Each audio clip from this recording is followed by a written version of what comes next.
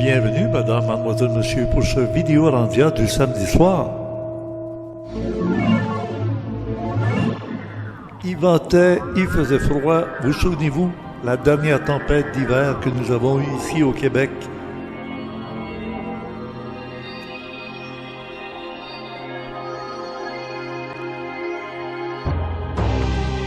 En ces jours, il y aura une grande famine. Les temps de cherté prendront les gens par surprise. Nous étions en première sur YouTube samedi le 13 avril 2024 pour le Vidéolandia numéro 15. Priez pour que ces jours n'arrivent pas en hiver. Conception, animation et montage Richard Glenn, l'ésoteriste du Nouveau Monde qui vous parle présentement. C'est la suite du souper de Pâques entre amis. La semaine dernière, vous vous souvenez, le Vidéolandia numéro 14, deuxième avertissement. La première partie était surtout consacrée au premier avertissement et ensuite à l'éclipse solaire.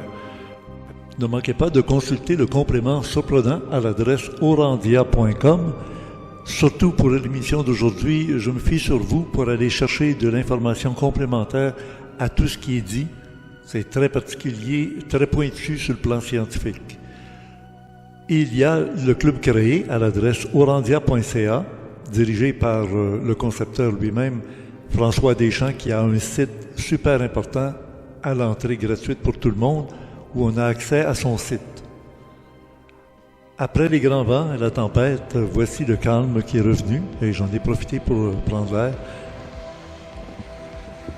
Marcher sur une belle neige fraîche, on dirait de la ouate, des plants de coton. À côté de la maison, le conteneur qui attend toujours qu'on déménage de Mont-Saint-Hilaire pour trouver mieux ailleurs qu'on n'a toujours pas trouvé après 2 ans de recherche. Et on continue à chercher. Et vous voyez, on se croirait au mois de décembre ou janvier, peut-être février, sûrement pas en mars. Bien non, c'est arrivé il y a encore moins longtemps que ça. La veille de l'éclipse solaire, ici au Québec, avec cette température et ce très beau paysage très hivernal. Bonne écoute.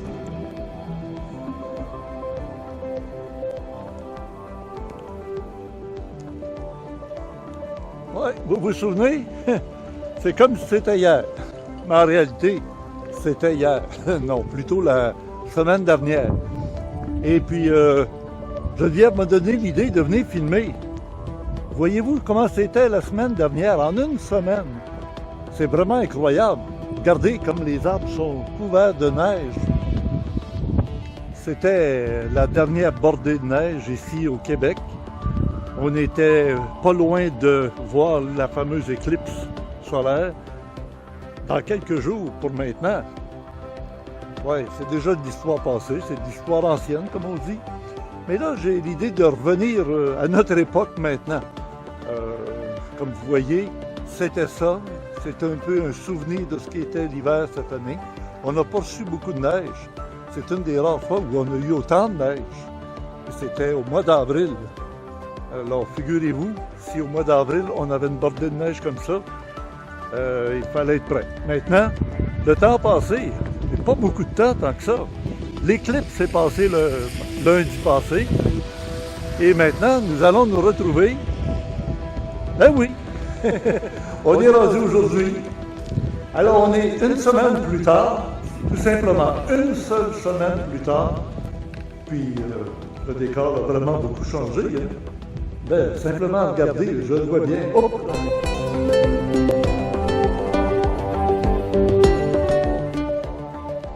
C'est ainsi que, oui, la semaine dernière, mais là, on est la semaine d'après. C'est-à-dire, non, on est à quelques jours de ce fameux jour de l'éclipse. Ben oui, vous voyez, le décor a énormément changé. Hey, ça se peut-tu, hein? En l'espace de quelques jours, on est passé d'un hiver terriblement froid avec la tempête de neige, et tout d'un coup, hop, tout est évaporé, c'est le cas de le dire. Et là, on est en plein été, on entend les oiseaux du printemps. Ben oui, c'est ici qu'a eu lieu l'éclipse entre le début de notre entretien et maintenant. Il y a eu l'éclipse de soleil lundi, le 8 avril. Alors, j'ai été installé ici avec le télescope. Ça, c'est pas tout à fait ce qu'on appelle un télescope. Ça s'appelle une lunette astronomique, avec les deux axes qu'on pouvait contrôler pour qu'à mesure que le Soleil avançait, on pouvait suivre le Soleil. Ça, ici, c'est un vrai télescope, ce qui s'appelle un Newton. Un Newton, c'est parce qu'en réalité, la lumière frappe un miroir qui est dans le fond. Allô? Oui, vous voyez? Et c'est comme ça qu'on peut observer encore mieux, parce que plus le cylindre est gros, bien, plus il y a de lumière qui entre sur le miroir et plus on voit d'étoiles. Mais dans le cas du Soleil, on n'avait pas vraiment besoin d'en avoir beaucoup, parce que le Soleil lui-même projette beaucoup de lumière. Alors voilà, c'est installé en conséquence de regarder. Regardez bien les prises de vue que j'ai pu prendre l'autre jour, lundi, il y a à peine 3 jours.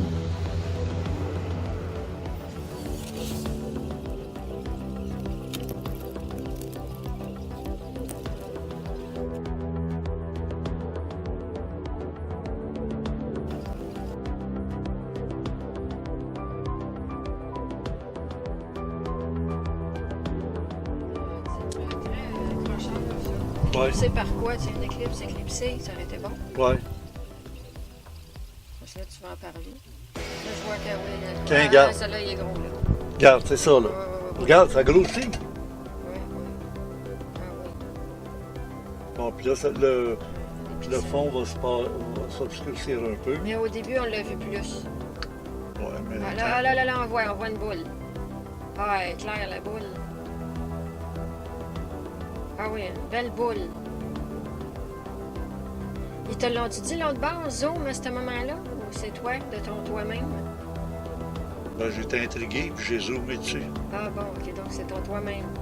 On voit qu'elle a pris d'expansion légèrement, n'oublie pas. Ah oui, mais là, on voit bien. Ça, c'est... Tout ce qu'on voit là, ça dure 1 seconde et demie. Là. Oui. Ok, tu l'as vraiment ralenti.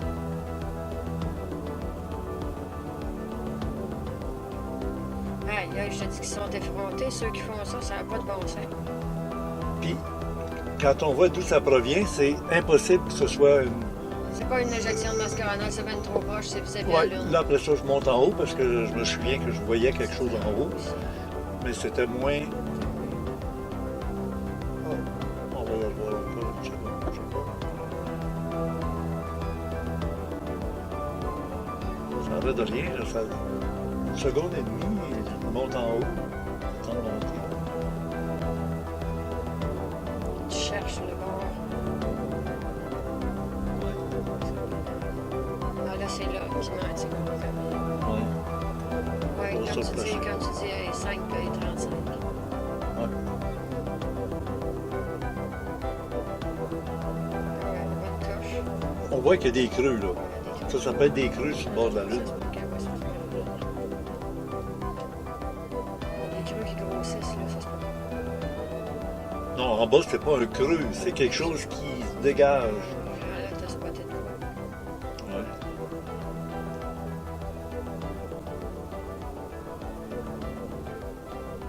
À chaque frame qui bouge, là, c'est 1/30 de seconde. Ça en prend 30 pour faire 1 seconde. Il fallait que j'aille vite parce que je savais que ça ne durerait pas longtemps. Oui. Mais on voit rien de protubérant, là. On voit un creux. On n'a pas vu une protubérance. Non, C'est mais fini. en dessous, on le voit. Oui. On voit celle d'en dessous. Bon. T'es sûr que tu veux que je OK. fasse tout de suite? Ben, prends-en, ça ne dure pas longtemps. Dans 10 minutes, ça va être fini. Geneviève, qui voulait profiter de cette occasion exceptionnelle pour méditer, est allée sur le toit de la maison et elle a pu observer l'arrivée de ce voile d'obscurité qui a recouvert toute la région pendant l'éclipse totale de soleil. Et après, tout s'est dégagé très rapidement. Je voulais voir un peu la comparaison à faire avec un coucher de soleil. Donc, le soir même, j'ai laissé la caméra installée au même endroit pour regarder si l'obscurité était assez semblable à un coucher de soleil, en se fiant au moment où les lumières s'allument dans les lampadaires de rue, regardez bien.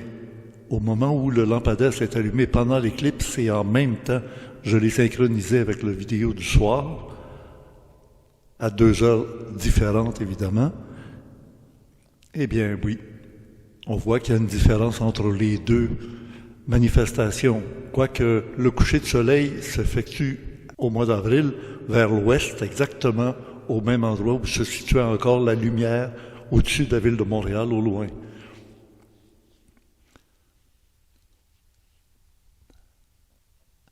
Bien sûr,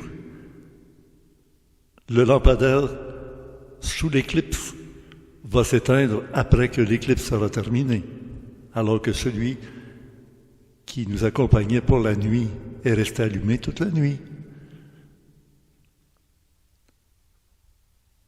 On voit que l'obscurité n'est pas tout à fait de la même intensité. Le soir, ça devient de plus en plus sombre, jusqu'à ce que la nuit nous envahisse complètement. Il y a toute une symbolique derrière ce phénomène qui intriguait beaucoup les anciens humains qui ne connaissaient pas et qui ne comprenaient pas trop le sens de tout ça. Cette semaine, dans ce Vidéorandia numéro 15, on pourrait dire que c'est la suite du Vidéorandia de la semaine dernière. Les temps de cherté, les moments où les choses coûtent très cher, sous l'œil de Dieu.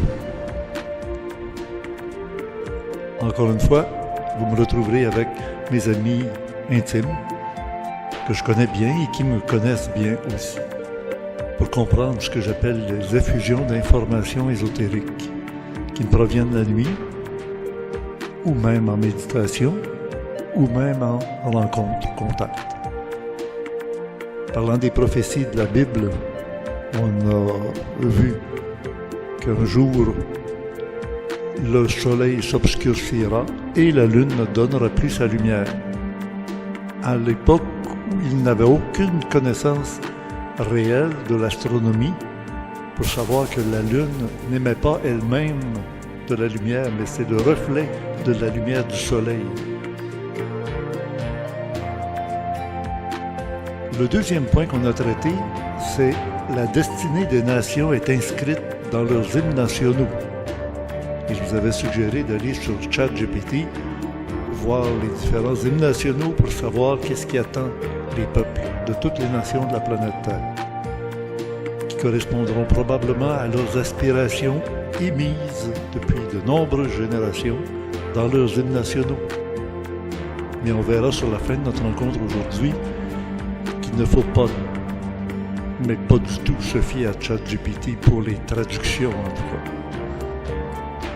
Et le troisième point, le plus difficile à saisir, mais je vais en profiter pendant que vous êtes en forme, pour vous proposer de comprendre le sens ésotérique connu depuis l'Antiquité. L'œil de Dieu, l'œil qui voit tout, l'œil témoin. Dans la tradition hébraïque, on l'appelle Aïn. Avant que le Big Bang ait lieu, il y avait le Aïn, sauf Ur. L'Aïn, c'est l'œil. L'œil qui regarde Caïn dans la tombe. L'œil est démasqué par la physique quantique. Et je vous recommande vraiment d'aller regarder dans le complément surprenant à l'adresse orandia.com 2 vidéos faites par un jeune physicien, très bonne pédagogie pour bien comprendre le sens des 2 fentes de Jung. Vont nous permettre de comprendre pourquoi l'œil du témoin change toute la réalité du monde nouménal vers brusquement le monde phénoménal dans lequel nous sommes dans la matière. Bonne écoute.